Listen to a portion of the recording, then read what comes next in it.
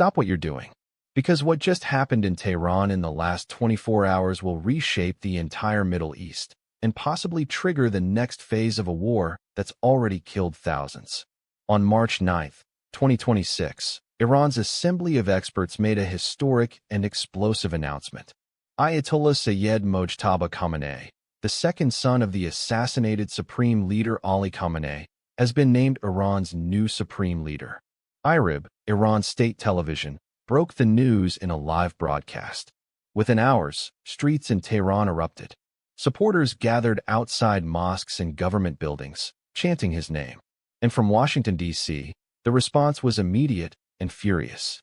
President Donald Trump picked up the phone and called it exactly as he sees it. Khamenei's son is unacceptable to me. The stage is set. The dynasty continues. And the war is far from over. So who exactly is Mojtaba Khamenei? Born on September 8, 1969, in Mashhad, one of Iran's holiest cities, Mojtaba grew up watching his father rise from a revolutionary cleric to the second most powerful figure in the Islamic Republic. After the death of Ayatollah Khomeini in 1989, Ali Khamenei became supreme leader, and for the next 37 years, he ran Iran with an iron fist. Mojtaba was never truly in the spotlight. That was by design. He studied in the seminaries of Qom under some of the most conservative religious scholars in the Shia world.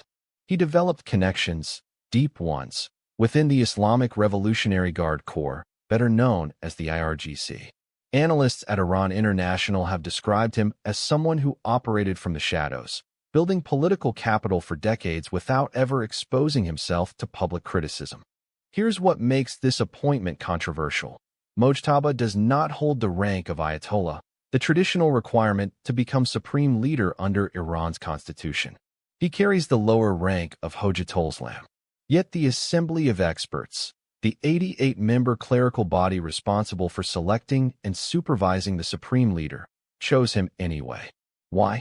Because in a nation under existential military attack, the experts chose family loyalty and continuity over constitutional protocol. According to DW.com and NPR, Mojtaba has long been considered a hardliner's hardliner, someone who not only supports Iran's nuclear and missile programs, but views compromise with the West as a form of surrender. He reportedly played a key role in suppressing the 2009 Green Movement protests, the last time Iranians rose up in mass defiance against the regime. And now, he is in charge of a nation at war. The story of how Mojtaba got here is itself a drama, one written in fire and blood. On February 28, 2026, the United States and Israel launched what they called Operation Epic Fury, a coordinated military campaign that began with 900 airstrikes in the first 12 hours alone. Targets included nuclear facilities, ballistic missile storage sites, IRGC command centers, and leadership compounds. According to the Institute for the Study of War, the explicit stated goal was regime change, something unprecedented in modern American foreign policy. Ali Khamenei, who had led Iran since 1989, was killed in the strikes. His death, the death of a sitting supreme leader, sent shockwaves across the Muslim world. But rather than collapsing, the Assembly of Experts moved swiftly. They convened in secret. They made their choice. Mojtaba Khamenei, the son, the heir, the continuation of the dynasty. According to Times of Israel, Iran's state TV even confirmed that Mojtaba himself was wounded during the initial strikes, yet still emerged as the chosen successor. If anything, his wound may have strengthened his narrative among hardliners. Here is a man who bled for the revolution. The IRGC, the most powerful military and economic force in Iran, wasted no time. They pledged full allegiance to Mojtaba on March 9, according to Al Jazeera. That allegiance matters enormously. Without the IRGC behind you, no supreme leader survives. Now here's where it gets explosive. Donald Trump had, in the days leading up to the announcement, been crystal clear about what he wanted. Quote, "We want someone that will bring harmony and peace to Iran." He had floated the idea, publicly, of having a say in who leads Iran after the war. That idea was rejected outright by Iranian officials. But Trump pressed on. When the news broke about Mojtaba's appointment, Trump didn't congratulate the new leader. He didn't call for dialogue.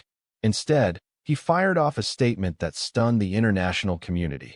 Khamenei's son is unacceptable to me. And then, in a separate Fox News interview reported on March 8, 2026, he went further. Iran's new leader is not going to last long without U.S. approval. The implications of those words are staggering. The sitting president of the United States is essentially telling a sovereign nation, mid-war, that their choice of leadership is invalid. This isn't diplomatic pressure. This is an open declaration of intent to dictate Iran's political future.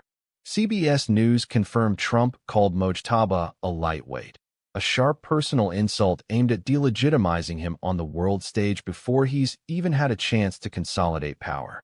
What's Trump's real goal? Analysts at CBC News put it plainly. By putting the responsibility for regime change onto the Iranians, Trump is trying to create an environment where he can declare victory on his terms. As of March 10, 2026, day 11 of the war, the situation on the ground remains volatile and rapidly evolving. Israel has continued airstrikes on Beirut and Tehran. Iranian ballistic missiles have struck targets in central Israel, with CBS News reporting a deadly missile strike in central Israel on day 10. Iran's IRGC has also escalated attacks on Gulf oil facilities, threatening the energy lifeline of the global economy. Iran dropped its own bombshell on March 10, according to Times of India, announcing the deployment of a 1-ton warhead missile with the message, "Only heavy weapons now." This signals a critical escalation shift. Iran is no longer firing warning shots. They are maximizing payload. Meanwhile, satellite imagery published by Al Jazeera reveals extensive damage to multiple Iranian military bases, but also confirms that key elements of Iran's retaliatory infrastructure remain intact. What does a Mojtaba-led Iran mean for the future? First, expect a harder line. While Ali Khamenei was sometimes described as calculating and strategic, Mojtaba is considered a pure ideologue. He has no interest in nuclear deals. He has no interest in rapprochement with Washington. His entire worldview was shaped in the seminaries of Qom and in the halls of the IRGC. Second, no negotiations. Iran's Foreign Minister Abbas Araghchi told PBS News on March 9, "Negotiating with Americans is not on the table right now." He cited Iran's very bitter experience of talking with the Americans. With Mojtaba now at the helm, Araghchi's statement may become permanent policy. Third, internal unrest remains a wild card. Politico has reported that the Trump administration is betting that Iranians will rise up. But so far, despite the strikes and the deaths, major Iranian protest movements have not materialized. Many Iranians, whatever their feelings about the regime, are rallying around the flag in the face of foreign military attack. Here is the brutal truth. A 56-year-old hardliner, born in Mashhad, trained in Qom, battle-tested in suppression and survival, is now the supreme leader of 90 million Iranians, commander-in-chief of one of the most battle-hardened military forces in the region, and the controller of whatever remains of Iran's nuclear ambitions. Trump calls him unacceptable. The IRGC calls him leader. The world watches. The dynasty did not end with Ali Khamenei's death. It transformed. So here is your question for today. Do you believe Mojtaba Khamenei will survive Trump's pressure and consolidate his power, or will the combination of war, international isolation, and internal pressure make him the shortest-serving supreme leader in Iran's history? Drop your answer in the comments below. And if you haven't subscribed yet, this story is just getting started. Hit that bell, because we are covering this war every single day.